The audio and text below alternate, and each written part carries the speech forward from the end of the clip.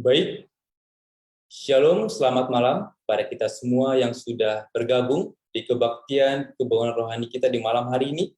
Kebaktian kebanggaan rohani wilayah 5 dengan tema Janganlah Gelisah Hatimu. Tidak terasa kita sampai di malam yang ketiga. Ya, malam yang ketiga dari rangkaian seri KKR kita. Untuk itu, baik kita bersemangat, kita undang teman-teman kita, saudara kita, untuk dapat boleh bergabung di perbaktian kita di malam hari ini. Untuk mempersiapkan hati dan pikiran kita, baiklah kita berdoa di dalam hati kita masing-masing.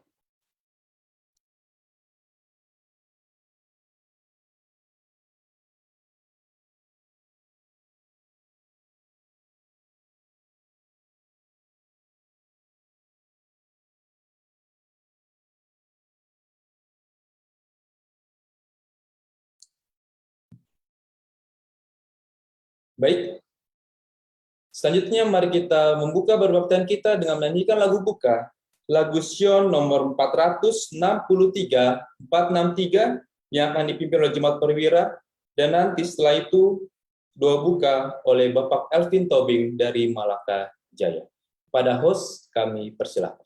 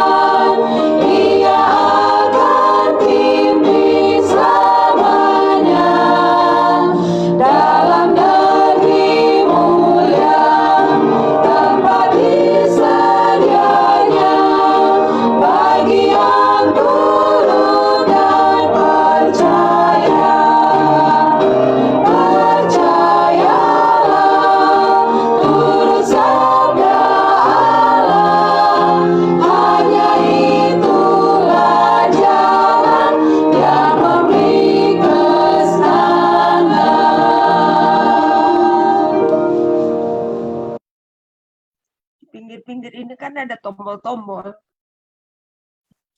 Kita tunduk kepala berdoa. Ya Tuhan Allah Bapa di sorga, kami puji, kami besarkan nama-Mu Tuhan Allah yang Maha Baik, yang telah mempersatukan kami umat-umat Tuhan di wilayah 5 bersama dengan tamu-tamu kami yang kami sudah undang untuk hadir berkenan mengikuti ibadah ini Tuhan. Ini semua hanya karena kebaikan-Mu kepada kami Tuhan. Kami rindu menyampaikan permohonan kami ke hadapan-Mu Tuhan, namun sebelumnya kiranya belas kasihan-Mu terlebih dahulu yang mengampunkan kami akan pelanggaran dan dosa yang kami perbuat, agar kedatangan kami ini boleh layak Engkau terima Tuhan, dan Engkau pun boleh berkenan mencurahkan berkat-berkat-Mu kepada kami.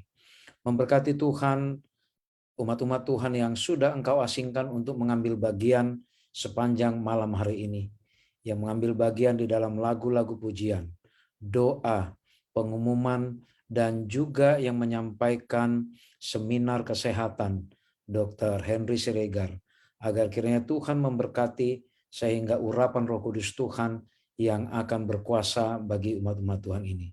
Secara khusus kami bawa hamba Tuhan, Pendeta Roni Wenas, ke hadapan hadirat-Mu Tuhan. Biarlah kuasa surga yang Engkau curahkan kepada hamba-Mu ini. Urapi hamba-Mu ini Tuhan dengan Roh Kudus-Mu, agar benar-benar surga yang berbicara melalui hamba-Mu Pendeta Roni Wenas. Agar kami yang mendengarkan boleh dikuatkan. Tamu-tamu kami yang rindu akan kebenaran Tuhan semakin dikuatkan dan ingin segera menerima kebenaran firman Tuhan ini. Memberkati koneksi yang kami gunakan, perangkat komputer dan aplikasi yang kami pakai juga semua Tuhan, agar berjalan semuanya dengan baik, sehingga pekabaran Tuhan ini boleh menjangkau ke seluruh muka bumi ini Tuhan. Dan orang-orang yang rindu kebenaran Tuhan, yang di luar jangkauan kami, boleh mendengarkan ini Tuhan, dan boleh datang ke hadirat-Mu.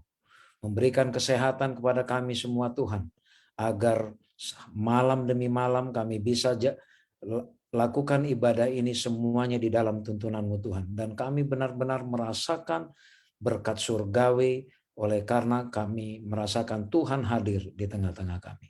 Jemaat per jemaat di wilayah 5, Engkaulah memperhatikan kami semua Tuhan. Bantu kami Tuhan, agar kami benar-benar menjadi perpanjangan tangan Tuhan untuk membawa kebenaran firman Tuhan kemanapun kami pergi. Engkau utus Tuhan. Terimalah kedatangan kami ini Tuhan. Kami yakin penyertaan-Mu berlaku kepada kami sepanjang ibadah KKR ini. Di dalam nama Yesus kami sudah berdoa. Amin. Baik, terima kasih kepada Bapak Elvin Tobing yang sudah memimpin dalam doa buka. Sebelum kita mengikuti seminar kesehatan, baiklah kita mendengarkan sebuah lagu pujian dari Jemaat Pondokopi. Lagu pujian dari Jemaat Pondokopi untuk dapat lebih mempersiapkan kita mengikuti perbaktian ini. Pada host kami persilakan.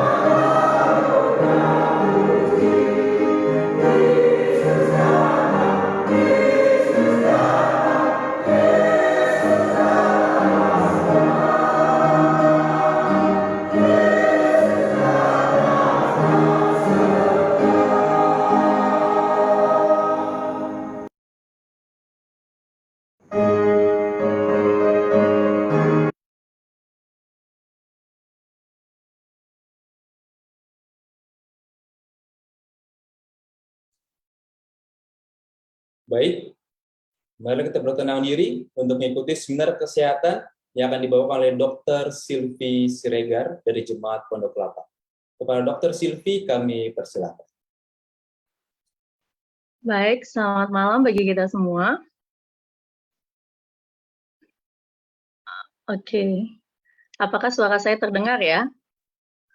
Terdengar, Dok. Terdengar. Oke, baik.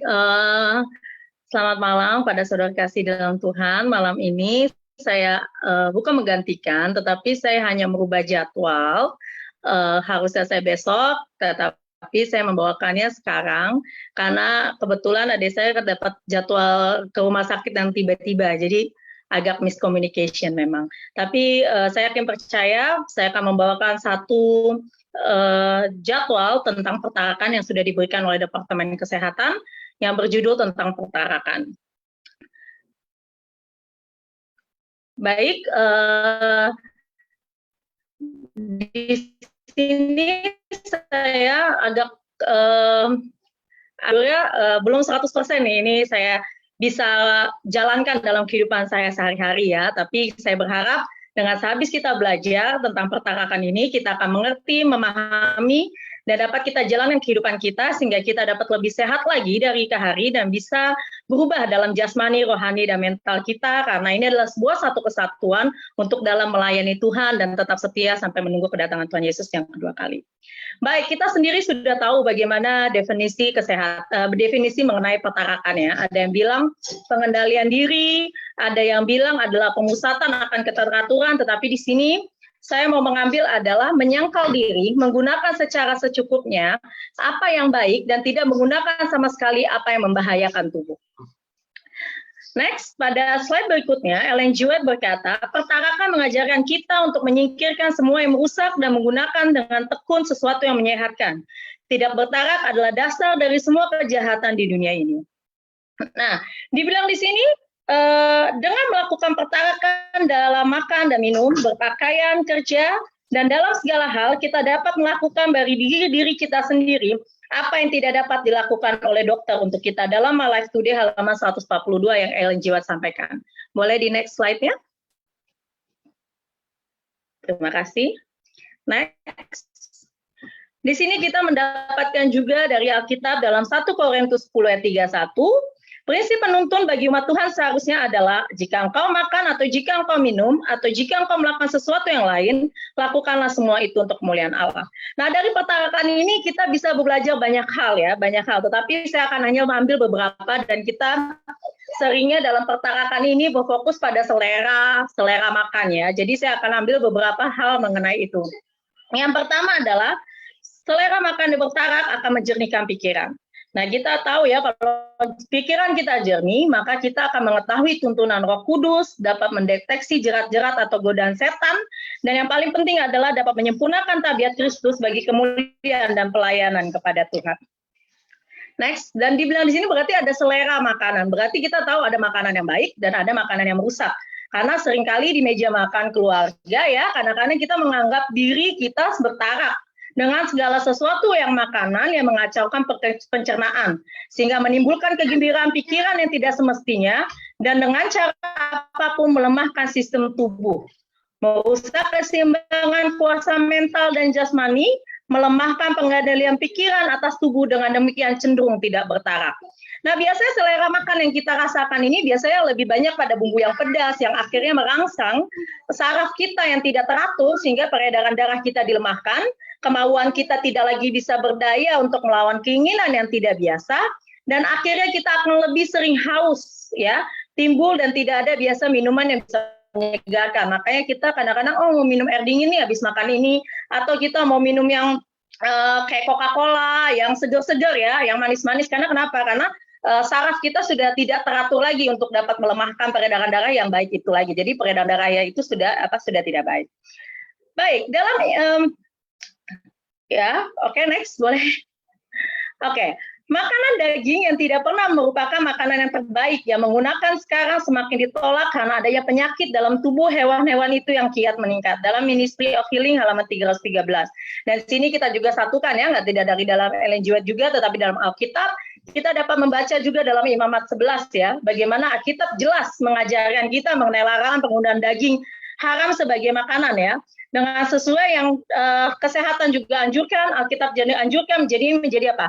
Satu kesatuan. Karena kita tahu biasanya kalau pada daging itu banyak sekali parasit, bakteri atau virus yang ada di dalam daging yang dapat masuk ke dalam tubuh kita.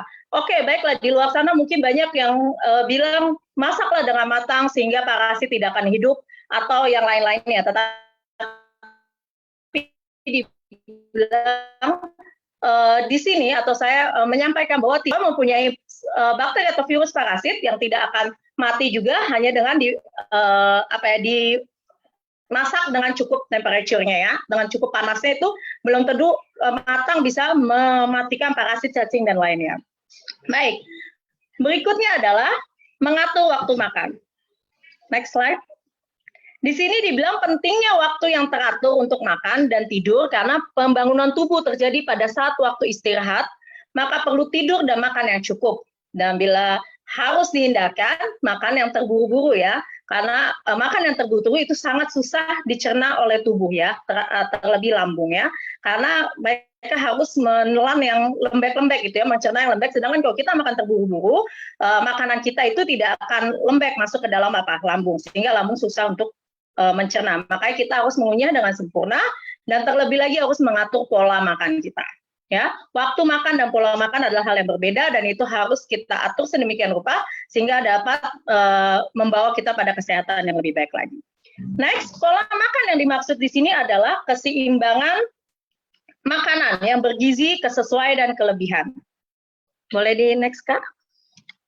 Ya, seperti kita sudah tahu, balik lagi ke Alkitab menyarankan bagaimana biji-bijian, buah-buahan, kacang-kacangan, sayuran di dalam campuran yang wajar mengandung semua unsur gizi. Bila mana disediakan dengan layak, akan menjadi makanan yang paling baik untuk meningkatkan kekuatan jasmani dan pikiran. Perlu diperhatikan kesesuaian kepada yang memakan, bukan hanya kandungan makanan saja. Makanya saya tulis bergizi, kesesuaian, dan kelebihan. Jadi di dalam satu piring yang kita makan, atau setiap yang kita makan, kita harus punya bergizi isinya. Dan kesesuaian adalah kita ini siapa yang memakannya.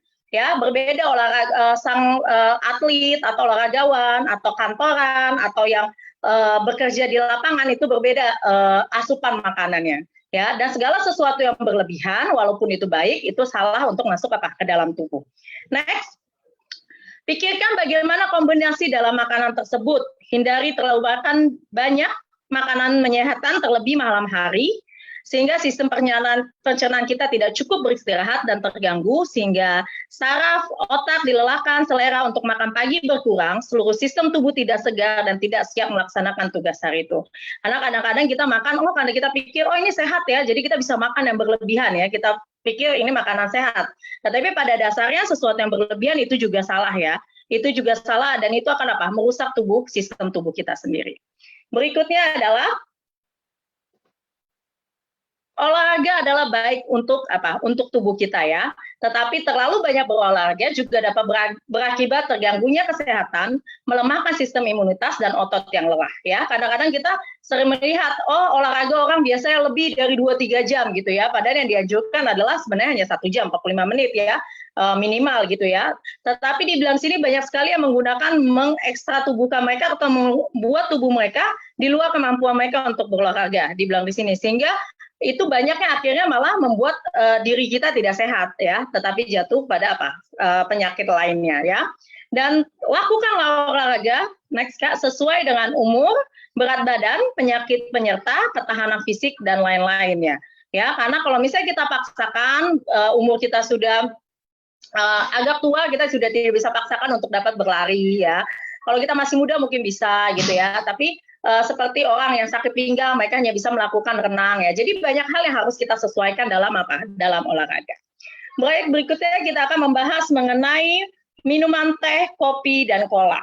Kita udah tahu ya bagaimana dampak ini sebenarnya ya, tapi di sini saya akan memberitahukan berulang-ulang, maksudnya di sini akan menceritakan lagi bagaimana kafein adalah obat perangsang yang terdapat dalam kopi, teh, dan cola ya. Kalau dulu cuma kopi teh yang kita sering dengar, maka setiap pertemuan kadang-kadang sering banget, Coca-Cola nggak apa-apa, Coca-Cola nggak apa-apa. Dan itu adalah satu kesatuan juga. Coca-Cola juga tidak bagus untuk tubuh ya.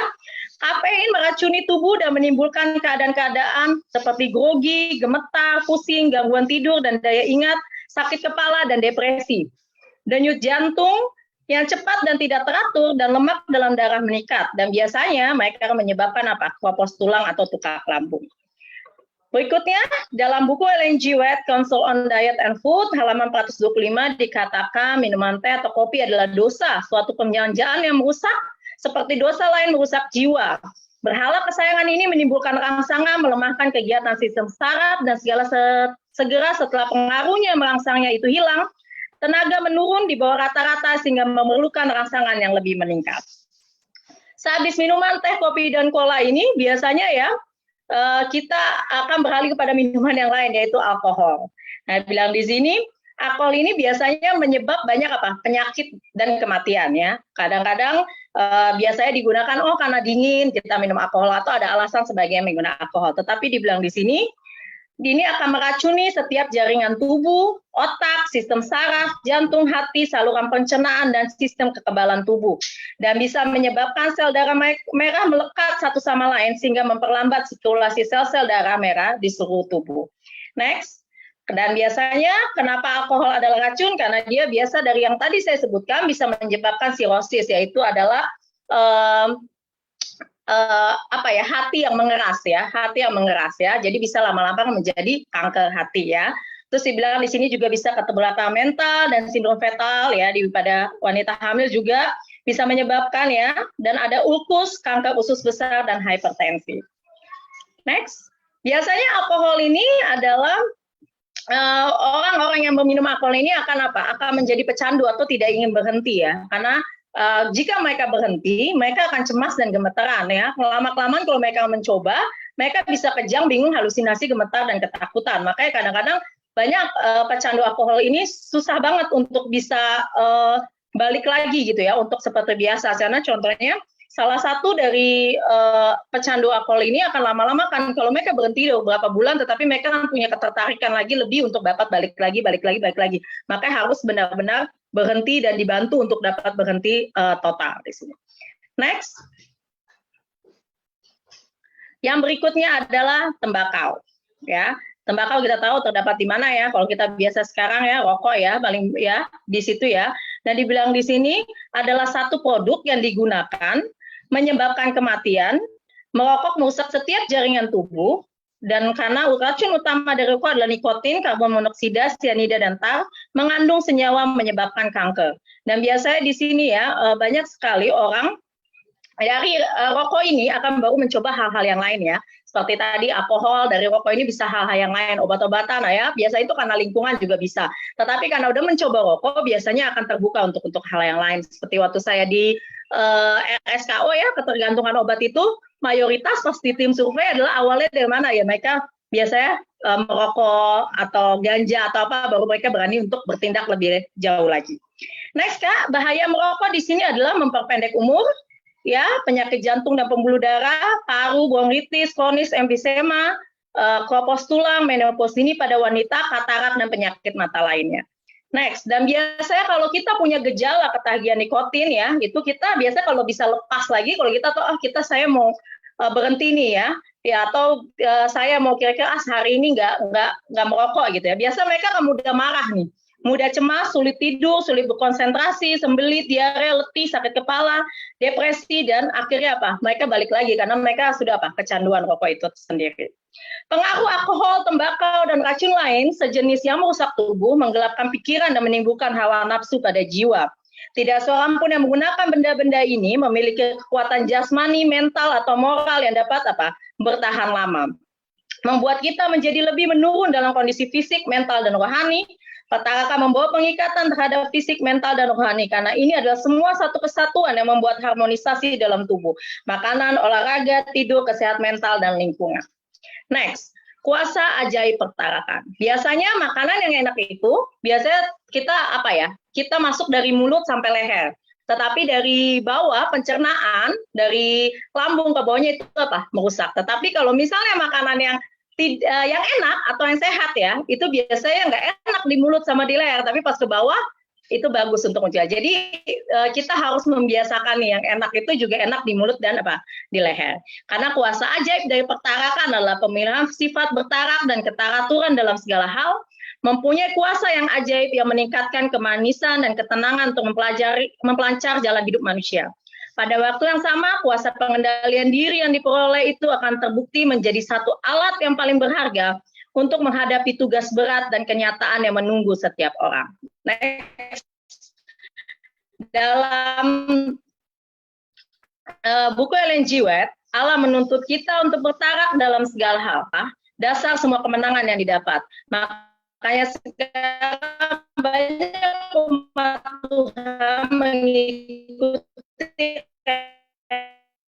reformasi kesehatan ya, kita udah tahu.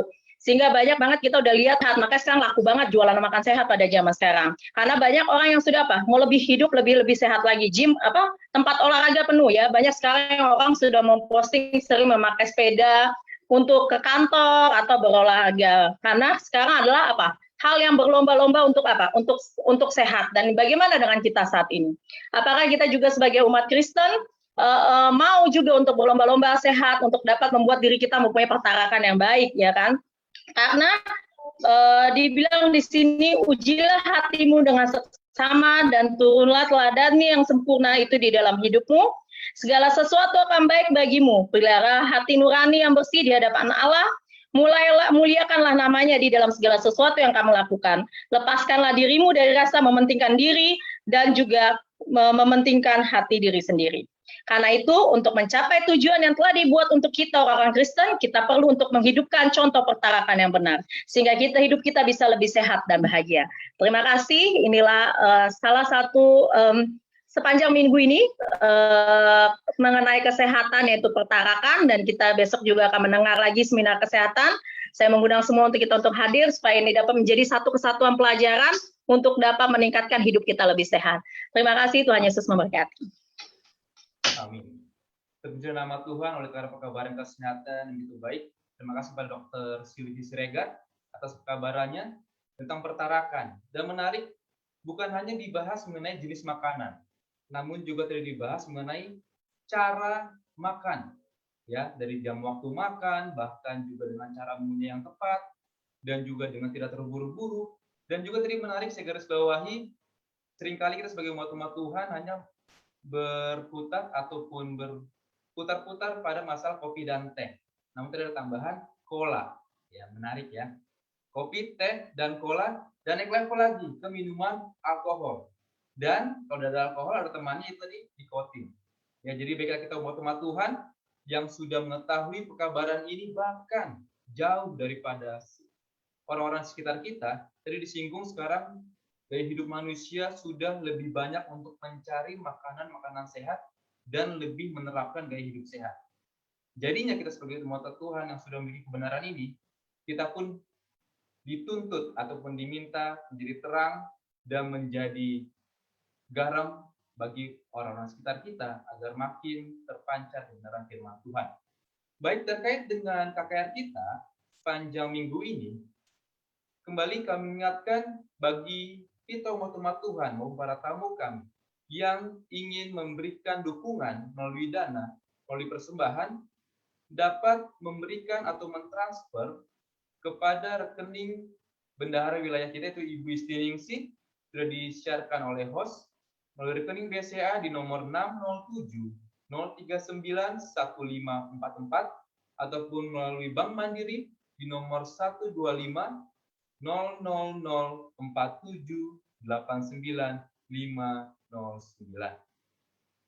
Dan juga bagi para jemaat ataupun tamu kami yang memiliki pertanyaan terkait pembahasan materi KKR kita sepanjang minggu ini, baik dari malam-malam sebelumnya ataupun malam hari ini, boleh menyampaikan kepada para gembala atau pendeta saudara, ataupun boleh juga melalui panitia KKR untuk selanjutnya diteruskan kepada pembicara kita, Dr. Roni Wenas, agar dapat dijawab di malam selanjutnya, tentunya sesuai dengan firman Tuhan.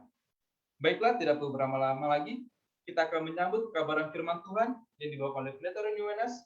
Sebelumnya kita dengarkan lagu tema KKR yang dibawakan oleh panitia. Kepada host kami persilakan.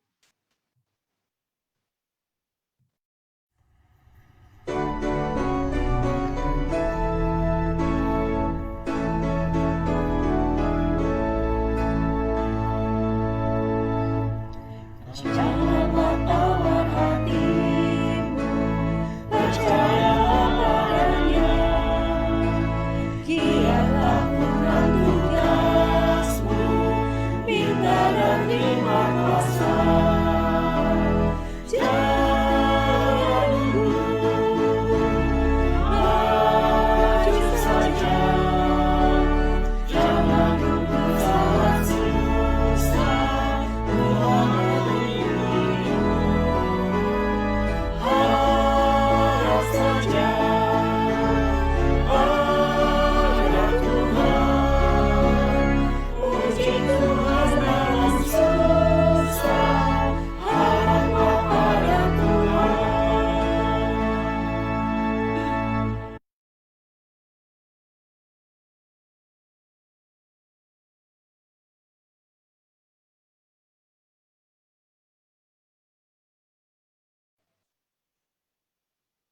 Pada Pendeta Roni Wenas, kami persilakan.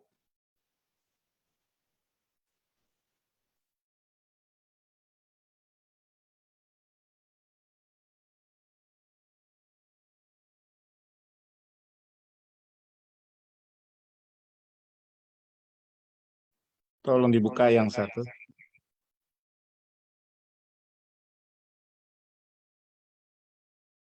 Sudah, Pendeta.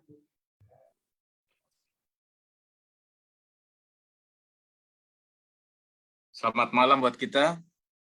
Puji Tuhan, kita kembali memasuki seri kebaktian kebangunan rohani hari yang ketiga. Terima kasih lagu-lagu pujian dan juga seminar kesehatan yang begitu baik untuk mengantar kita kepada satu tekad bahwa Tuhan yang sudah memberikan hikmat bagaimana kita menjaga kesehatan. Itu adalah satu tuntunan yang sangat penting, ya, karena kesehatan adalah juga rencana Allah dari semula. Baik, saudara-saudara, untuk itu kita akan kembali tunduk kepala dan kita berdoa. Bapa dalam surga, kami bersyukur dan berterima kasih karena kami akan belajar firman-Mu melalui pelajaran malam hari ini, yaitu bahwa Engkau mengasihi kami, atau Allah mengasihi Engkau. Biarlah Roh Kudus menyertai kami, lebih kepada hamba-Mu, urapi lidah dan pikiran hamba-Mu, supaya hamba-Mu dapat berbicara sesuai dengan kehendak. Ampuni dosa kami, dalam nama Tuhan Yesus kami berdoa. Amin.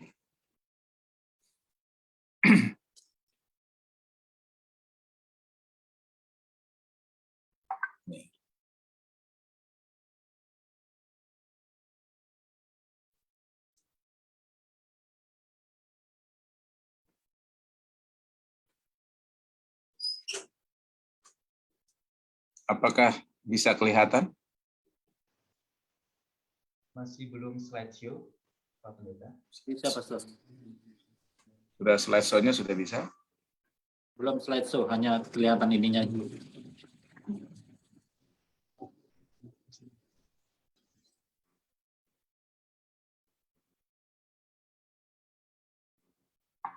Sudah? Sudah, Pak Pendeta. Sudah, Pastor. Sudah bisa ya? Sudah.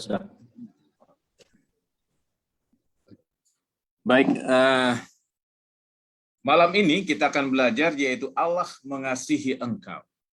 Saudara-saudara, pelajaran malam ini kita sedikit berkonsentrasi karena saya coba untuk kita dijelaskan bagaimana hukum Allah dan iman serta keselamatan ini boleh kita mengerti dengan baik dan dalam keadaan yang sederhana, sehingga kita boleh menjalankannya sesuai dengan kasih karunia dan kuasa Tuhan. Baik saudara-saudara yang dikasihi oleh Tuhan, Allah mengasihi engkau, hukum Allah dan iman. Bila mana kita berbicara tentang hukum Allah, maka kita akan tahu bahwa pelajaran ini ada terdapat di dalam Keluaran 20. Namun malam ini coba kita selidiki bagaimana Allah ingin menyelamatkan bangsa Israel dari Mesir. Kelihatannya ketika Allah menyelamatkan bangsa Israel dari Mesir, dia ingin melakukan suatu pelajaran yang penting baik buat bangsa Mesir yang menawan bangsa Israel. Di saat yang sama, orang Israel yang sedang dalam keadaan ditawan untuk melihat karya-karya Tuhan, bagaimana menyelamatkan mereka. Kita tahu Tuhan mengutus Musa, ya, Musa dan Harun untuk menghadap Firaun. Dan mereka mengatakan bahwa izinkan bangsa kami untuk keluar dari Mesir dengan tujuan ingin beribadah kepada Allah. Karena selama di Mesir mereka ditawan, dipaksa bekerja, ya, bekerja paksa. Mereka membangun 2 kota, bahkan lembur, sehingga mereka punya kesempatan untuk berbakti kepada Allah. Namun saat ini Musa dan Harun putus menghadap Firaun, dan mereka meminta agar bangsa ini boleh keluar dari Mesir. Saudaraku yang dikasihi oleh Tuhan, bagi seorang Firaun, seorang raja yang zaman itu adalah negara superpower, negara yang besar, yang teknologinya sudah maju lebih dari negara-negara lain. Tentu rasa harga dirinya tidak semudah itu untuk menginginkan bangsa Israel keluar dari Mesir. Apalagi dia punya program bahwa orang-orang Israel inilah yang sedang ditawan, yang akan membangun 2 kota yang dia rencanakan. Itulah sebabnya Firaun tidak bergeming sekalipun. Ya. Jadi dalam hal ini, dalam kesempitan manusia, ini adalah kesempatan Allah untuk memperkenalkan Allah, ya, memperkenalkan dirinya dan bagaimana dia menyelamatkan umatnya. Dan saat yang sama umatnya akan belajar bagaimana cara Allah untuk menyelamatkan mereka dan melihat karya-karya Allah setiap waktu. Saudaraku yang dikasihi oleh Tuhan, mari kita lihat, ternyata Tuhan harus melakukan 10 tulah.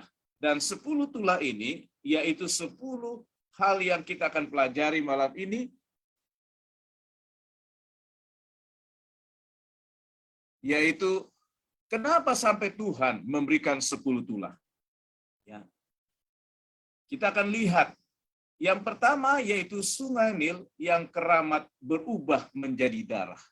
Nah, apa hubungannya? Kenapa Sungai Nil ini yang pertama kali dihantam untuk menjadi darah? Ya, dikatakan di sini bahwa banyak dewa Mesir yang dihubungkan dengan Sungai Nil. Ya, antara lain nama dewanya Hapi dipercaya sebagai roh dari Sungai Nil.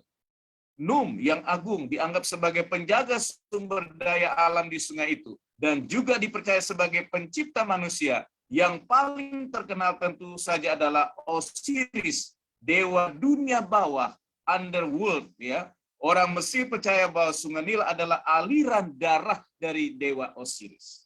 Saudara, ini yang mereka percayai, mereka bergantung kepada dewa ini. Tetapi Tuhan mengizinkan melalui Musa, Sungai Nil ini menjadi merah darah dan tidak bisa digunakan.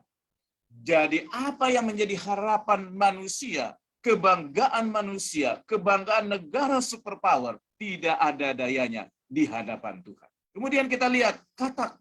Katak ini adalah rupanya dewa Mesir ini punya banyak dewa, dan sekarang adalah Dewi Heket, adalah seekor atau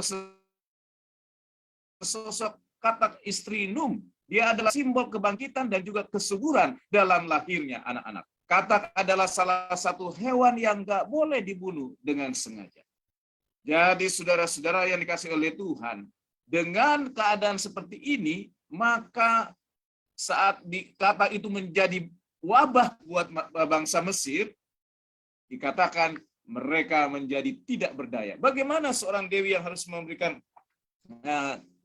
berkat buat bangsa Mesir, tetapi justru sekarang menjadi wabah dan bencana. Di sini Tuhan menunjukkan bahwa dewimu tidak ada dayanya. Kemudian nyamuk, ya. Tidak terlalu jelas tulah ini ditujukan untuk siapa, tapi mungkin ditujukan pada yaitu dewa tanah, ya, pada Geb nama dewanya, dewa tanah, karena nyamuk itu berasal dari debu tanah. Kemungkinan besar tulah ini dirancang untuk mempermalukan imam-imam Mesir. Mereka adalah kelompok yang sangat berpengaruh di Mesir. Ketika mereka melakukan ritual, mereka harus sehat secara fisik. Dan karena nyamuk ini, akhirnya mereka memiliki bentol-bentol. Jadi mereka tidak bisa melakukannya untuk mengusir nyamuk ini, karena mereka dalam keadaan fisik yang tidak bagus. Seorang imam dalam keadaan fisik tidak bagus, itu berarti dia tidak berdaya melakukan kegiatan-kegiatan spiritual pada zaman itu. Nah, kemudian dikatakan diberikan lalat pikat. Ini bukan lalat pikat biasa, saudara. Ini adalah lalat yang berbahaya, yang bisa menghisap darah. Ya, sumber bahasa Inggris yang saya dapat ditulis the blood sucking dog fly. Kadang-kadang disebut ichneumon fly, yang menaruh larvanya di tubuh makhluk hidup seperti parasit begitu. Orang Mesir menganggap lalat yang satu ini sebagai manifestasi dari dewa Uacit. Ya. Jadi bila mana lalat pikat ini datang, lalat yang begitu dia bisa menghisap darah manusia. Dan ini menakutkan bangsa Mesir. Padahal mereka menganggap ini adalah dewa mereka. Tapi dewa mereka sekarang tidak berdaya, justru mencelakakan mereka.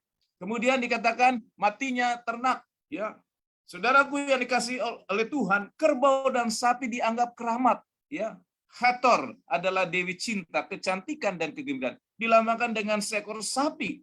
Selain itu, tulah ini juga ditujukan kepada Num, dewa biri-biri, dan pada Bas, dewi kucing. Luar biasa, saudara. Apa yang mereka banggakan sekarang justru mengalami luka, penyakit, dan kematian. Apa yang dibanggakan oleh orang-orang besar pada waktu itu, oleh orang-orang yang teknologinya sudah maju di zaman itu, negara superpower membanggakannya, tapi di hadapan Tuhan tidak ada artinya. Kemudian Barah, ya, Sekhmet, yaitu dewi berkepala singa, mempunyai kekuatan untuk menciptakan wabah dan juga menghentikannya. Serapis adalah dewa penyembuhan, dan Imhotep adalah manusia dalam legenda yang didewakan, yang mengurus obat-obatan dan juga penjaga ilmu penyembuhan. Dan ketika bara itu datang ke orang-orang Mesir, mereka tidak sanggup menolong orang-orang. Akhirnya harus meminta pertolongan daripada Musa dan Harun untuk dihilangkan. Walaupun mereka menolak, walaupun Firaun akhirnya tidak mau melepaskan, ya. Dan akhirnya yang ketujuh yaitu hujan es, ya. Karena itulah ini berasal dari langit, maka ini ditujukan untuk mempermalukan Nut, dewi langit. Istri daripada Geb yang tadi, yaitu dewa bumi tanah. Nut juga adalah ibu dari 5 dewa utama, Osiris, Hathor, Set, Isis, Nephthys. Dewa lainnya yang berhubungan dengan tulah ini adalah Shu, dewa angin. Tulah ini juga ditujukan untuk dewa yang menjaga hasil panen, seperti Isis dan Set. Semuanya begitu hujan es turun, tidak berdaya. Tidak mampu menahan semua itu. Kecuali mereka datang meminta pertolongan Musa, maka itu tidak akan hilang dari hadapan mereka.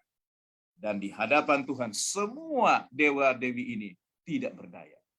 Kali ini Firaun tidak meminta tolong pada penyihirnya, namun langsung kepada Musa dan Harun. Namun setelah tulah itu berhenti, Firaun kembali berkeras hati.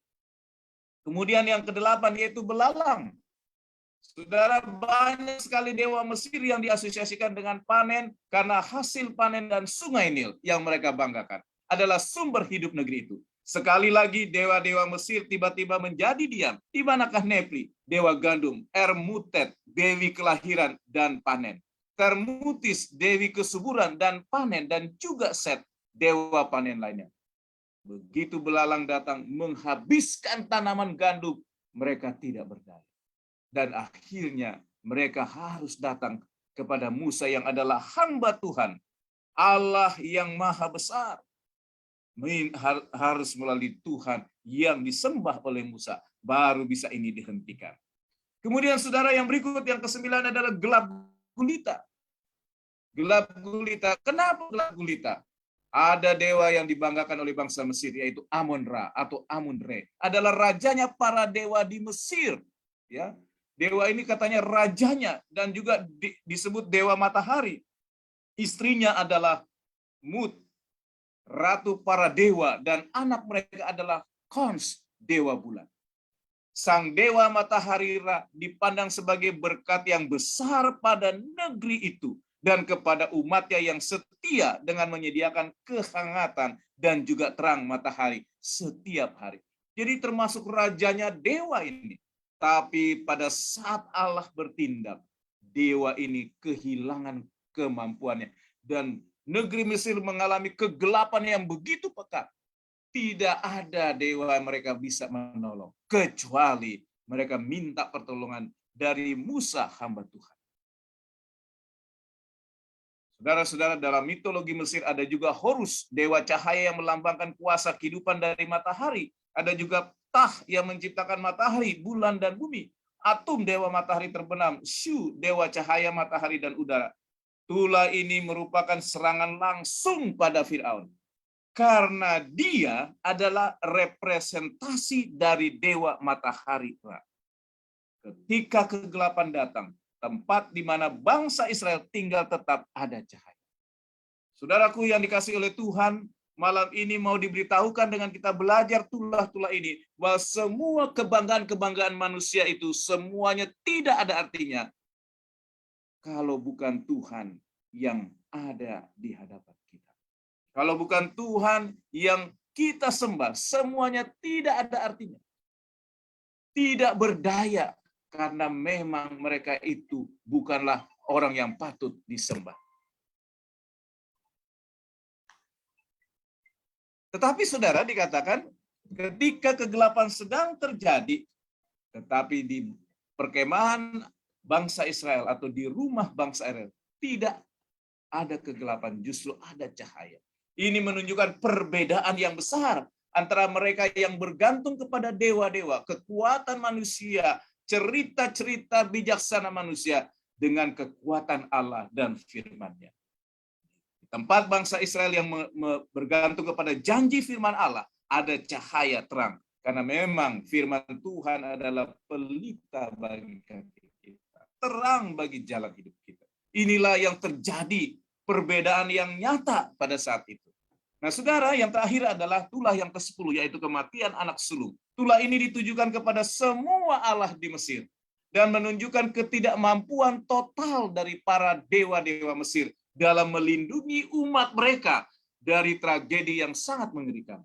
Tulah ini mempermalukan Isis, dewi bersayap lambang kesuburan, Meskenet, dewi yang berada saat kelahiran seorang bayi, Hathor, Min, Salkat, penjaga kehidupan, Rene Nutet, dewi kobra, penjaga Firaun. Semuanya tidak ada artinya.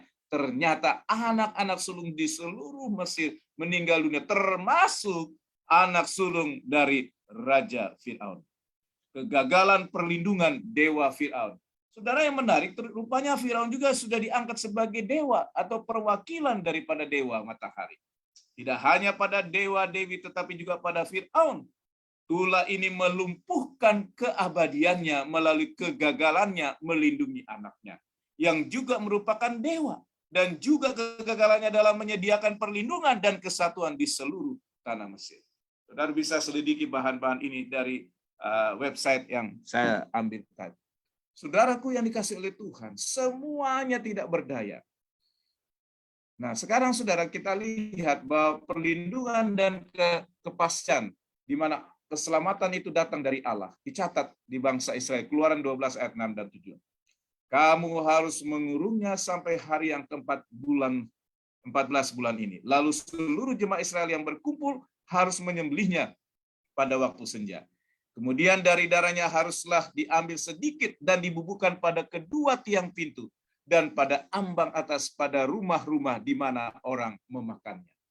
Saudara-saudara, sebelum peristiwa tulah ke-10, di rumah-rumah, di perkemahan orang Israel, Allah memperkenalkan yaitu satu bentuk upacara yang disebut dengan Paskah, di mana domba disembelih, ya, kemudian darahnya ditaruh di ambang pintu. Ini adalah Allah sedang memberikan satu pelajaran, keselamatan oleh karena satu korban daripada domba, darahnya tercurah.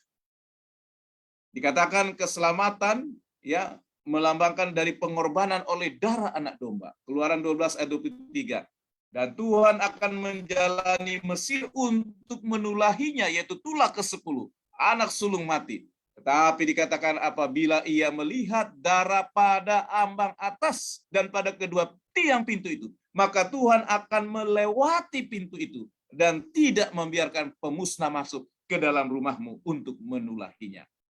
Saudara-saudara, pada malam itu ketika malaikat maut datang, mereka melewati juga yaitu perumahan orang Israel, dan mereka dapati bahwa ada darah semuanya, sehingga mereka tidak masuk ke dalam rumah untuk mengambil anak sulung, bahkan sampai anak sulung binatang. Tapi ketika mereka mulai masuk di perumahan orang Mesir, mereka lihat tidak ada darah di ambang pintu itu, dan mereka masuk mengambil setiap anak sulung, termasuk anak sulung binatang. Dan kemudian dia masuk dari rumah ke rumah, dan akhirnya sampai ke istana Firaun. Anak sulung Firaun tidak ketinggalan, juga diambil malam itu untuk mengalami kematian, mendapatkan tulah yang ke-10. Saudara-saudara yang dikasihi oleh Tuhan, ini adalah cerita yang luar biasa yang menggemparkan negara superpower, yaitu Mesir pada waktu itu. Semua orang berduka. Kalau kita biasanya di sana ada berduka, kita bisa menurut simpati karena ada satu ataupun paling banyak mungkin dua, kita lihat di sana dan ada yang meninggal dunia. Tapi ini seluruh negeri, anak sulung meninggal, siapa yang akan mengunjungi? Siapa yang akan dikunjungi? Semua sedang merata, termasuk istana Firaun. Masing-masing keluarga di keluarga istana mengalami duka cita yang hebat. Dan oleh karena inilah akhirnya Firaun tidak berdaya. Dan dia katakan, Musa, pergilah bersama bangsamu. Dan mereka akhirnya dilepaskan. Nah, saudara-saudara yang dikasihi oleh Tuhan, keselamatan yang Allah berikan kepada bangsa Israel adalah inisiatif Allah. Ketika dia memanggil Musa, itu adalah inisiatif Allah. Dan ketika inisiatif Allah dilaksanakan melalui Musa dan Harun, maka dengan kuasa dan kekuatan Allah, Allah melepaskan. Karena tidak mungkin bangsa Israel keluar dari Mesir. Karena kehebatan, kekuatan Mesir waktu itu sangat-sangat luar biasa. Hanya oleh kuasa dan kekuatan Allah mereka bisa keluar dari tawanan Mesir. Dan itu juga adalah pemberian Allah. Anugerah Allah oleh karena janji-janjinya kepada nenek moyang Israel. Bahwa Allah akan melepaskan mereka. Dan saat yang sama, ini adalah pernyataan kasih Allah yang besar kepada umatnya. Jadi keselamatan orang Israel keluar dari Mesir bukan oleh kekuatan bangsa Israel, bukan oleh karena kehebatan mereka atau kehebatan manusia, tetapi ini adalah inisiatif Allah, kekuatan Allah, pemberian Allah dan kasih-Nya yang luar biasa. Efesus 2 ayat 8 mengatakan, sebab karena kasih karunia kamu diselamatkan oleh iman. Itu bukan hasil usahamu, tetapi pemberian Allah. Saudara-saudara yang dikasihi oleh Tuhan, bagi mereka yang sudah belajar firman Tuhan, dan saya mendoakan tadi malam ada banyak yang siap dibaptiskan, itu bukan kebetulan, itu bukan oleh karena kehebatan kita, tapi Allah dengan kasih karunia memanggil engkau untuk menerima keselamatan itu. Dan bagi saudara-saudara yang sedang belajar dan bergumul, mudah-mudahan saudara menyambut kasih Allah. Dan saya doakan, karena memang kalau kita mau diselamatkan itu adalah inisiatif Allah. Sehingga ketika hatimu tergerak, jangan keraskan. Karena itu adalah panggilan Allah. Inisiatif Allah. Itu adalah anugerahnya, pemberiannya yang cuma-cuma dan penuh kasih. Bukan hasil usaha kita. Katakan, ketika Allah juga memberikan hukum Allah, Allah sedang mengingatkan kembali kepada bangsa Israel setelah mereka keluar dari Mesir, bahwa apa yang dia lakukan, dia ingatkan kembali. Ini inisiatif Allah. Ini kasihku kepadamu. Dan ini adalah janjinya yang dia sudah tepati kepada nenek moyang sebelumnya, bahwa mereka akan dibawa keluar dari Mesir. Dan oleh kekuatannya saja, oleh kuasanya saja, mereka dapat keluar dari penjajahan dan tawanan Mesir. Apa pelajarannya buat kita? Saudara, kalau kita bisa keluar dari tawanan dosa, keraguan untuk mengikut Allah itu adalah tawanan yang dibuat oleh setan. Kita sudah mau, tapi kita masih ada alasan. Kita sudah ingin ikut Tuhan, tapi kita masih ada alasan. Ketika kita mau berubah, bertobat, kita masih diikat oleh keinginan-keinginan kita. Tetapi jangan lupa, kalau kita mau membuka hati kita malam ini, kekuatannya, kuasanya dapat membuat kita keluar dari penjajahan dosa dan tawanan yang tadi. Saudara, itulah sebabnya di dalam pendahuluan 10 hukum Allah, ada kecenderungan kalau kita membaca 10 hukum Allah, kita langsung baca ayat 3. Tetapi ayat 1 dan 2 ini sangat penting. Karena ini adalah pernyataan inisiatif Allah, pernyataan kuasanya dan pernyataan kasih Allah menyelamatkan bangsa Israel itu. Lalu Allah mengucapkan segala firman ini.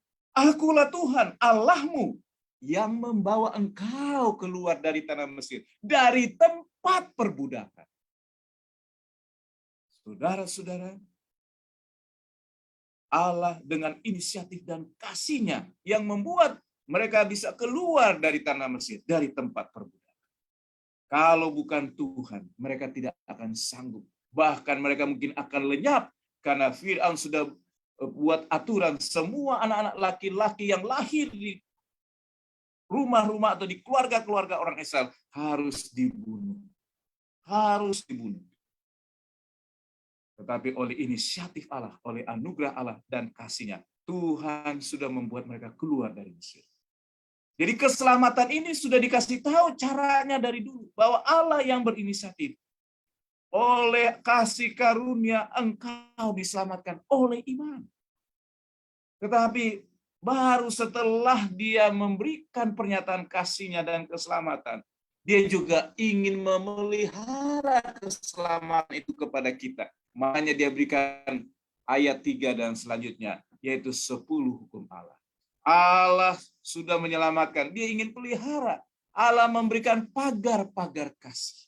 Saudara, pagar 10 hukum Allah ini bukanlah tekanan, bukanlah satu tawanan, justru ini adalah pagar-pagar kasih. Karena kasih-Nya kita dipagar oleh karena kita sedang berjalan, dan kita berjalan dalam situasi mungkin kiri kanan penuh dengan jurang. Tapi 10 hukum Allah ini adalah pagar-pagar kasih, supaya kita tidak tersandung dan jatuh ke jurang dosa. Supaya kita tidak ditawan lagi oleh dosa. Supaya kita berbahagia. Supaya kita terlindungi. 10 hukum Allah ini bukan beban, saudara. Ini adalah justru pagar kasih Allah. Sehingga kita tidak tertawan dan jatuh ke dalam jurang yang berbahaya. Dan supaya kita berbahagia, supaya kita terlindungi. Saudara-saudara, memang untuk menuruti 10 hukum Allah itu tidak mudah. Bukan dengan kekuatan kita. Rasul Paulus sendiri sebagai rasul mengakuinya di dalam Roma 7 ayat 22. Sebab di dalam batinku aku suka akan hukum Allah. Tetapi di dalam anggota-anggota tubuhku aku melihat hukum lain yang berjuang melawan hukum akal budiku. Dan membuat aku menjadi tawanan hukum dosa yang ada di dalam anggota-anggota tubuhku. Aku manusia celaka. Siapakah yang akan melepaskan aku dari tubuh maut ini? Saudara, kalaupun kita sudah menerima Yesus, pergumulan kita itu berat. Kenapa, saudara? Karena kita tidak sanggup seperti Rasul Paulus katakan. Aku secara akal budi, aku mengerti dan aku tahu itu baik. Dan keinginanku untuk melakukan itu benar ada. Tetapi aku tidak sanggup. Karena ada hukum lain yang berjuang, yang melawan hukum akal budiku. Dan akhirnya Rasul Paulus menyerah. Dia katakan, aku manusia celaka. Siapakah yang akan melepaskan aku dari tubuh maut ini? Jawaban yang berikutnya dikatakan, syukur kepada Allah oleh Yesus Kristus Tuhan kita. Jadi bila mana kita mau mengikuti hukum Allah, maka kita harus terus bergantung kepada Yesus. Dalam Roma 3:31 dikatakan, jika demikian adakah kami membatalkan hukum Taurat karena iman? Sama sekali tidak. Sebaliknya kami meneguhkan. Jadi oleh iman kita yang percaya menyambut kasih karunia Allah, setiap waktu saya sanggup mengikuti 10 hukum Allah. Saudara-saudara yang dikasihi oleh Tuhan, Allah juga memberikan satu kesimpulan di dalam Wahyu 14 ayat 12. Bagi kita yang mau hidup setia kepada Tuhan mengikuti kehendak Allah, yang penting di sini adalah ketekunan orang-orang kudus yang menuruti perintah Allah dan iman kepada Yesus. Jadi iman yang sejati adalah iman yang aktif, iman yang selalu hidup, yaitu iman yang berharap kepada Yesus, kepada kasih karunia-Nya untuk melakukan kehendak Allah, untuk menghasilkan buah, ya. Nah, iman ini bisa terjadi ya bila mana katanya, sebab inilah kasih kepada Allah, yaitu bahwa kita menurut perintah-perintahnya. Perintah-perintahnya itu tidak berat. Saudara-saudaraku, memang perintah-perintah itu Rasul Paulus akui sulit, tetapi dia jadi tidak berat kalau kita jadikan iman kita menyambut kasih karunia Allah untuk mengikuti kehendak-Nya. Kasih kepada Yesus adalah salah satu motif yang sangat penting. Yohanes 14 ayat 15, jikalau kamu mengasihi aku, kamu akan menuruti segala perintah. Anak-anak muda bisa mengerti dengan baik. Kalau dia mengasihi kekasihnya, apa saja yang diminta oleh kekasihnya, dia akan berusaha untuk memenuhinya. Itulah motif penurutan yang Allah mau. Allah tidak mau motif penurutan kita, oh saya menurut supaya saya jangan apa? Jangan dihukum. Itu penurutan yang terlalu kecil motifnya. Tapi Allah mau penurutan yang sejati adalah kasih. Jikalau kamu mengasihi aku, kamu akan menuruti segala perintah. Iman adalah tangan Allah untuk menyambut kasih karunia yang bisa menguatkan kita untuk melakukannya. Sementara kasih adalah motif yang merupakan satu kuasa dalam diri kita untuk menuruti segala perintah. Kenapa kita mengasihi Allah? Karena Dia terlebih dahulu mengasihi kita. Kemudian untuk berjalan, Yesus katakan, tinggallah di dalam aku. Yohanes 15 ayat 7 dan 8. Jikalau kamu tinggal di dalam aku dan firman-Ku tinggal di dalam kamu, mintalah apa saja yang kamu kehendaki dan kamu akan menerimanya. Dalam hal inilah Bapa-Ku dipermuliakan, yaitu jika kamu berbuah banyak, dan dengan demikian kamu adalah murid-murid-Ku. Saudara-saudara yang dikasihi oleh Tuhan, untuk iman kita terpelihara, kita harus tinggal di dalam Tuhan. Untuk kita tetap meminta kepada Dia. Dan bila mana kita tinggal di dalam Dia, sama seperti ranting dari pokok anggur. Dia akan tinggal di pokok anggur itu, walaupun ranting itu tidak terlalu besar. Tetapi bila mana tinggal, dia akan kuat. Dan dia bukan hanya kuat, dia menghasilkan buah yang banyak. Dan ketika buahnya banyak, dia bisa menahan buahnya yang banyak, walaupun ranting itu kecil. Karena ranting itu bergantung kepada Tuhan. Kita juga demikian. Kita seperti ranting, lemah tidak berdaya. Tapi kalau kita bergantung kepada Tuhan, kita bisa mengikuti kehendak Allah dan menghasilkan buah yang banyak. Kemudian Rasul Petrus mengatakan dalam 2 Petrus 3:18, bertumbuhlah dalam kasih karunia dan dalam pengenalan akan Tuhan dan Juru Selamat kita, Yesus Kristus. Baginya kemuliaan sekarang dan sampai selama-lamanya. Saudara, ini adalah kata kunci yang menarik dari cerita 2 Petrus pasal 3. Karena 2 Petrus pasal 3 menjelaskan tentang hari Tuhan yang dahsyat, di mana unsur-unsur dunia akan hangus dalam nyala api. Dan mereka yang bisa bertahan di hari Tuhan, yaitu yang hidupnya tanpa cacat celah. Lalu pertanyaannya, bagaimana saya hidup tanpa cacat celah? Petrus menjawab dengan sederhana, bertumbuhlah dalam kasih karunia dan dalam pengenalan akan Tuhan dan Juru Selamat kita, Yesus Kristus. Saudara-saudara, malam ini mungkin ada yang ragu untuk ikut Tuhan. Apakah saya bisa ikut Tuhan? Apakah saya nanti bagaimana kalau saya ikut Tuhan? Cobaan banyak, lalu bagaimana saya mengikuti penurutan kepada Tuhan? Bagaimana caranya? Rasul Paulus katakan, kalau engkau sudah ambil keputusan, teruslah bertumbuh dalam kasih karunia dan dalam pengenalan akan Tuhan. Dan yang berikut, jadikan Kristus hidup di dalam diri kita. Katakan dalam Galatia 2:20, namun aku hidup, tetapi bukan lagi aku sendiri yang hidup, melainkan Kristus yang hidup di dalam aku. Dan hidupku yang kuhidupi sekarang di dalam daging adalah hidup oleh iman dalam Anak Allah yang telah mengasihi aku dan menyerahkan dirinya untuk aku. Saudara-saudaraku yang dikasihi oleh Tuhan, betul kita diselamatkan oleh anugerah melalui iman. Dan penurutan yang sejati memang kita juga harus lakukan melalui iman. Dan akhirnya pengharapan yang sejati untuk menantikan Yesus yang datang kedua kali, itu pun kita mengharapkannya dengan iman. Kita menjadikan iman itu hidup. Kalau Kristus hidup di dalam diri kita, bertumbuhlah setiap hari. Saudara-saudaraku yang dikasihi oleh Tuhan, sebagai kesimpulan, keselamatan adalah pemberian Allah. Keselamatan karena Allah yang berinisiatif untuk menyelamatkan dan juga memberikannya dengan cuma-cuma.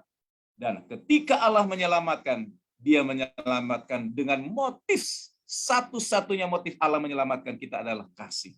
Yohanes 3:16, karena begitu besar kasih Allah akan dunia ini, sehingga Ia telah mengaruniakan anaknya yang tunggal, supaya siapa yang percaya tidak binasa, melainkan beroleh hidup yang kekal. Satu-satunya motif yang terbesar, motif yang utama, bahkan satu-satunya motif untuk menyelamatkan kita, karena Dia mengasihi kita. Kasih yang besar. Saudaraku, kenapa kita mengasihi Dia? Karena kasihnya yang besar. Sehingga dengan kasih itu mendorong kita melakukan kehendak Allah. Mari kita terus berjalan bersama Yesus. Memutuskan untuk ikut Yesus di dalam iman dan bertumbuh dalam kasih-Nya. Saudaraku, ketika saudara mengikuti KKR ini, saudara tidak akan pernah ragu lagi untuk mengikut Tuhan. Kita tidak perlu pengalaman Mesir menjadi pengalaman yang kita harus lihat. Semua itu sia-sia dan satu saat akan gagal. Tapi kalau ikut Tuhan,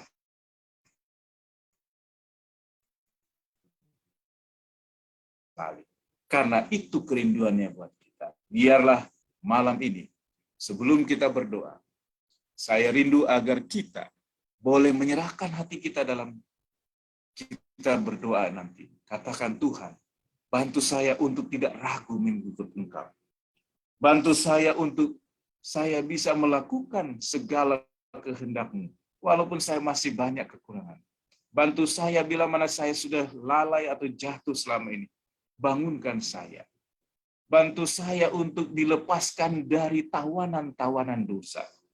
Bantu saya untuk dilepaskan dengan perbudakan-perbudakan kelemahan dan dosa di zaman modern ini.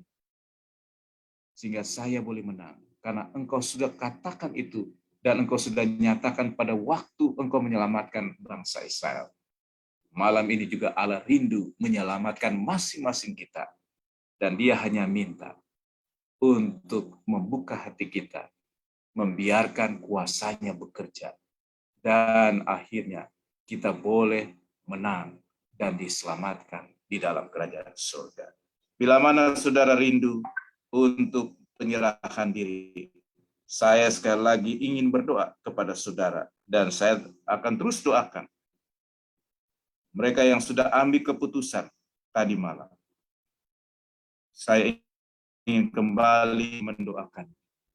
Dan saya ingin menumpangkan tangan. Dan bagi mereka yang masih ragu dan sekarang tergerak hati, ambil keputusan malam ini juga. Mari kita tunduk kepala dan kita berdoa. Ya Tuhan Bapa dalam surga, saat ini Tuhan, kami diingatkan kembali bagaimana sejarah keselamatan yang dinyatakan oleh Tuhan kepada bangsa Israel. Mereka sudah ditawan yang tidak mungkin terlepas, diperbudak, tidak mungkin mereka bisa menang. Tidak mungkin mereka lepas dari perbudakan itu. tetapi oleh karena inisiatif Engkau, oleh karena kasih-Mu, oleh karena kekuatan dan kuasa-Mu, Engkau boleh menyelamatkan mereka. Dan malam ini Tuhan, di antara kami yang hadir, sudah ada yang siap untuk menerima Yesus sebagai juru selamat pribadi. Dan masih ada yang mungkin yang bergumul. Tuhan berikan rahmat dan kuasa-Mu untuk melepaskan mereka dari perbudakan, dari tawanan, kelemahan-kelemahan, atau keraguan-keraguan. Tuhan akan putuskan itu untuk mereka, memberikan hati mereka dengan iman dan dengan keberanian oleh karena anugerah Tuhan. Saat ini hamba-Mu berdoa untuk Saudara Alexander Ken Sihaan, Saudara Riquel Otemusu dari Jatiwangi, dari Klender, yaitu Saudara Happy Rachel Ronauli Silalahi, Saudari Happy Rachel Ronauli Silalahi, Ilona Rindiani Orfala, Winda Lasmaida Sinurat, Gopal Nadabdab Melati Surya Siboya, Bapak Manulang dari Pondok Kopi, Pondok Kopi Blok U, Saudara Anya Supu Sepa, Saudara Bill James, Saudara Bruce, Bapak Simorangkir, dari Malaka Jaya, Saudari Putri Silain, Saudari Lili Silain, Saudari Putri Maungsong, Saudari Nadine Kanter, Saudara Noel Tambunan, Saudari Kak Charlotte Tobing, dan dari HBR, Opa Choa, Saudari Caroline, Saudari Tabita. Dan masih ada lagi yang akan mengambil keputusan Tuhan. Tuhan bekerja kepada mereka semua. Dan bagi kami yang sudah lama ambil keputusan, malam ini juga kami boleh dibaharui untuk melihat bahwa kasih, kuasa Tuhan, dan iman yang Tuhan berikan kepada kami bisa menyanggupkan kami untuk melakukan kehendak-Mu. Pulihkan kami Tuhan. Lepaskan kami dari perbudakan-perbudakan dosa dan keinginan-keinginan daging. Sehingga kami boleh menang dengan kuasa dan rahmat-Mu. Bila mana hamba-Mu menumpangkan tangan malam ini, kiranya kasih Allah Bapa, kasih karunia Tuhan Yesus, serta persekutuan Roh Kudus akan menyertai, memberkati, dan memelihara kami, menguatkan dan meneguhkan dari saat ini sampai selama-lamanya. Dan biarlah besok kami boleh mengikuti kembali KKR ini dengan sukacita dan kebahagiaan. Di dalam nama Tuhan Yesus, Juru Selamat kami berdoa. Amin. Amin. Terpujilah nama Tuhan oleh karena pekabaran yang begitu luar biasa yang disampaikan oleh hamba-Nya Pendeta Roni Manas. Bagi kita ingin melihat, bagi kita umat-umat Tuhan yang hadir di kebaktian malam hari ini, yang merasa terberkati, boleh lambaikan tangannya untuk dapat disaksikan. Teman-teman sudah saksikan bagaimana begitu terberkatinya umat Tuhan di wilayah 5 terkait pekabaran malam hari ini. Allah mengasihi engkau atau Allah mengasihi kita. Di mana dikatakan seperti Allah dulu sudah menyelamatkan atau mengeluarkan bangsa Israel dari perbudakan di Mesir, kita pun sudah dibebaskan dari perbudakan dosa. Dan teringat juga bahwa ternyata kisah bangsa Israel yang keluar dari tanah Mesir bukan hanya bagi bangsa Israel sendiri, namun juga sebenarnya bagi bangsa Mesir untuk menyatakan bahwa hanya Allah kita lah Allah yang patut disembah, Allah yang patut dipuji. Semoga kita semakin dikuatkan dan semakin terberkati. Dan sekali lagi, untuk menyampaikan firman Tuhan, kita boleh memberikan persembahan bila mana kita ingin mendukung firman Tuhan ataupun pekabaran firman Tuhan sepanjang KKR ini melalui rekening bendahara wilayah 5 atas nama Ibu Isti Ningsih dengan rekening BCA 607039154 dan Bank Mandiri 12500478959 atau saudara dapat screen capture tayangan ini untuk dapat kemudian memberikan persembahan melalui bendahara kita. Baik, untuk menutup perbaktian kita buka lagu Sion kita nomor 427-427 yang akan dipimpin oleh Jemaat Pondok Umum yang nanti kemudian ditutup oleh Pendeta Pendi Malau dari Malaka Jaya. Untuk host kami persilakan.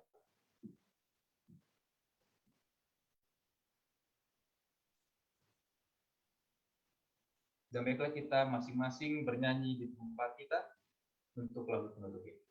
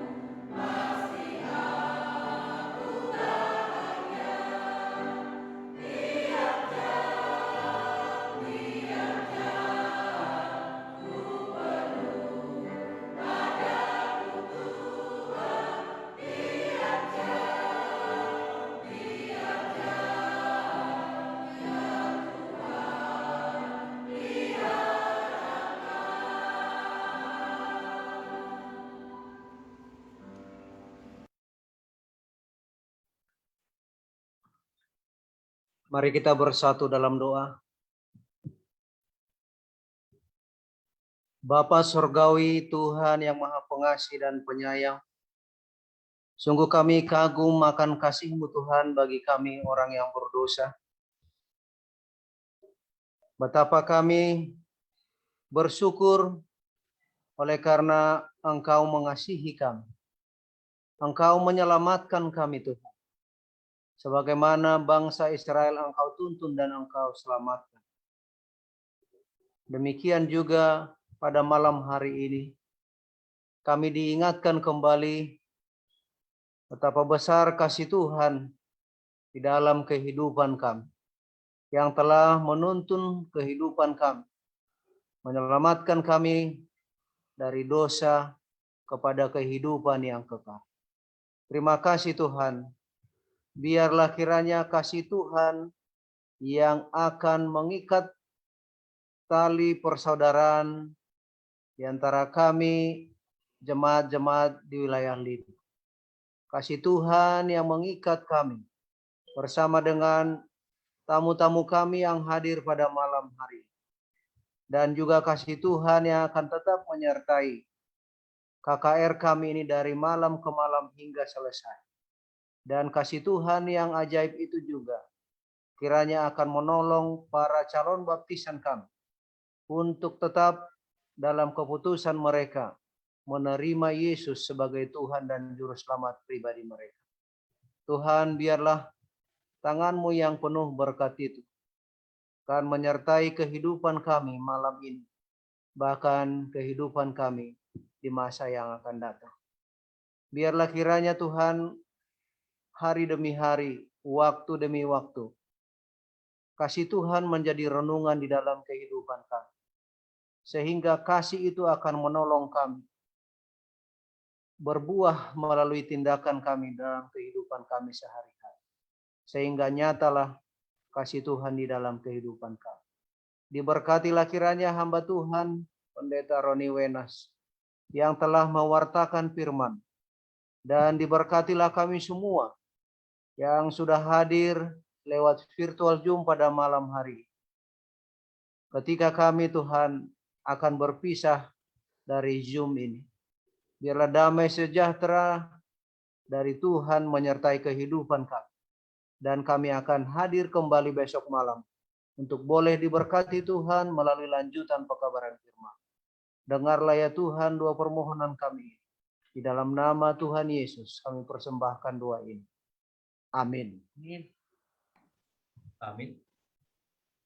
Terima kasih pada Pendeta Pendi Malawi yang sudah memiliki dalam doa tutup, dan dimohon pada kita semua untuk jangan live dulu, karena nanti setelah pengumuman akan ada foto bersama.